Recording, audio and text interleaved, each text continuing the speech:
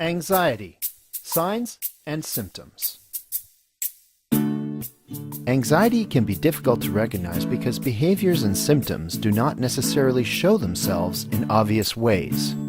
We know from research that most people who have symptoms of anxiety do not tell others, but rather they struggle in silence. Many people live with anxiety disorders that remain untreated. In a sense, the signs and symptoms of anxiety are like an iceberg. Some signs of anxiety are obvious, appearing above the surface, which is what you may observe students exhibiting in the classroom. At times, anxiety is manifested through physical symptoms. What happens when we feel anxious? Where do we feel the anxiety in our bodies? We may experience an increased heart rate or rapid breathing. We might begin to sweat or feel lightheaded and dizzy. We might feel nauseous, experience stomach discomfort, or sense numbness and tingling. We could even feel a tight pain in our chest or have choking sensations. I invite folks to imagine, being chased by a dog. Obviously, if you're being chased by a large dog with teeth baring, the whole bit, you're going to be very anxious. That anxiety is quite adaptive because it helps you to run in the opposite direction, right? A behavioral reaction, one that's quite adaptive. There are other things that go on when you're being chased by a large dog. There are cognitive reactions. You're thinking, oh my gosh, this dog's gonna bite me, I'm gonna get hurt. You have physical reactions. Your heart starts beating really fast.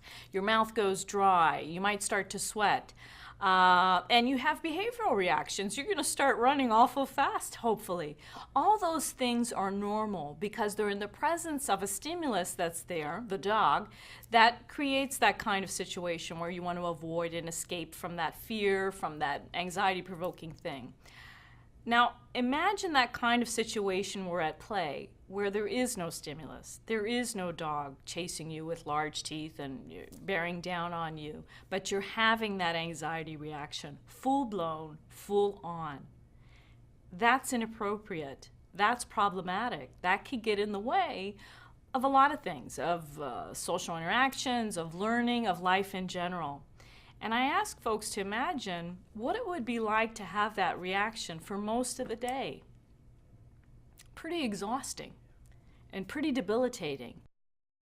It's important to know that anxiety is not dangerous. Although it feels uncomfortable, it is not harmful. The sensations we feel are there to protect us from danger, not hurt us. Also, anxiety doesn't last forever, but while we're anxious, it feels like it might. However, these feelings are temporary and will eventually decrease. So the purpose of anxiety actually is to keep us safe and to keep us stressed enough that we make good choices and we make safe choices. So if you're not anxious, you're going to run across the street. If you're not anxious, you're not going to hand things in. So it's really to keep us in line with making good choices. And everyone is anxious. You need anxiety. Anxiety can make us feel very uncomfortable. It can make us believe we are in danger, so we feel a strong urge to fight. This may be seen in the classroom as bossy, prickly, argumentative, disruptive behavior. Students may also have a flight response, which can be observed as a strong urge to escape or avoid. Students might also feel an urge to freeze or become immobilized, which makes them unable to function. Additionally, students might become clingy and have difficulty separating from those they feel safe with. Students with anxiety really need that support, that relationship with a teacher, with a staff member, with a caring adult in the building. Oftentimes when we have students that have anxiety or that are struggling with anxiety, we have to be very careful. It's a fine line between, okay, you don't want to go to class today. Why is it that you don't want to go to class today? You feel overwhelmed? Well, sometimes the best medicine, the best advice is to get into the classroom. Well, no, you're going to go to class today. And, what is it going to take to get you there? Sometimes it takes that caring adult, that EA, that CYW, that teacher, whoever it may be, to walk with the student halfway there or all the way there, or to know that once you're finished that class today, I'll be available for you to come and see. As we've learned, some of the signs of anxiety are obvious and appear above the surface, which is what teachers may see at school. But this is just the tip of the iceberg. Many issues related to anxiety are not visible, and it's important to be curious about what lies below the surface. Anxiety affects how we think and feel. Anxious thoughts typically involve a fear of something bad happening in the near or distant future. Students might worry about something negative or catastrophic happening.